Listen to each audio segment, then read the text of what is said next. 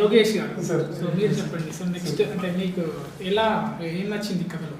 కథ చాలా బాగుంటుంది సార్. అంటే ఓవరాల్ స్క్రీన్ ప్లే కానీ ఆ ట్విస్టులు కానీ మంచి థ్రిల్లర్ ఎలిమెంట్స్ ఉంటాయి.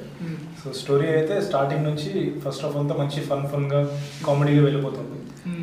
సస్పెన్స్ ఎలిమెంట్ అనేది స్టార్టింగ్ నుంచి ఉంటుంది, కానీ ఇంటర్వెల్ బ్లాక్ నుంచి చాలా ఎక్సైటింగ్ ట్విస్టులతో మంచి స్క్రీన్ ప్లే ఉంటుంది. క్లైమాక్స్ అయితే నెక్స్ట్ లో ఉంటుంది అన్నమాట. సో అందరూ చెప్పే మాట, బట్ రియాలిటీలో మీరు చూసిన మీరు కూడా చెప్తారు. అంటే మీకు ఇది డెబ్యూ ఫిలిం కదా? అంటే ఇందులో షార్ట్ ఫిలిమ్స్ ఏం చేయలేదు సార్, అసలు స్క్రీన్ ప్రెజెన్స్ అసలు ఎప్పుడు లేదు. సో డైరెక్ట్గా ఫస్ట్ మూవీనే. సో ఎలా అనిపించింది మరి డైరెక్టర్ గారితో? డైరెక్టర్ గారు వెరీ కూల్. ఆయన పెద్ద సెటిల్ అయ్యి మనిషిదే ఉండదు.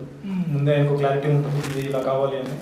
ముందే లక్కీగా డిఓపి గారితో వీళ్ళతో ముందే మాట్లాడేసుకుని మన సీన్ ఇది ఇలా మనం విజువలైజ్ చేస్తున్నాం అని చెప్పిన దాన్ని బట్టే వెళ్ళిపోతాం. సో షూట్కి వచ్చిన తర్వాత క్లారిటీతోనే ముందుకు వెళ్తాం. జనరల్గా కొత్త హీరోలు అంటే ప్రొడ్యూస్ చేస్తారు ఎంతో వన్ ఆఫ్ ద. లేదు సార్, నాకు తెలిసిన వాళ్ళే యూఎస్లో ఉంటారు. శ్రీదేవి మద్దలి గారు, రమేష్ మద్దలి ఫాదర్ పెద్ద డిస్ట్రిబ్యూటర్ విజయవాడ నుంచి. సో ఆ ప్యాషన్తో చేశారనమాట. అంటే బిఫోర్ హీరో మీరు ఏం చేసేవారు? నేను యూఎస్లో ఉంటాను. నేను have a doctorate in cyber space. So యూఎస్లో నా ఓన్ కంపెనీ ఉంది. దాని తర్వాత ఇలా మూవీ కోసం ఇక్కడికి వచ్చాను.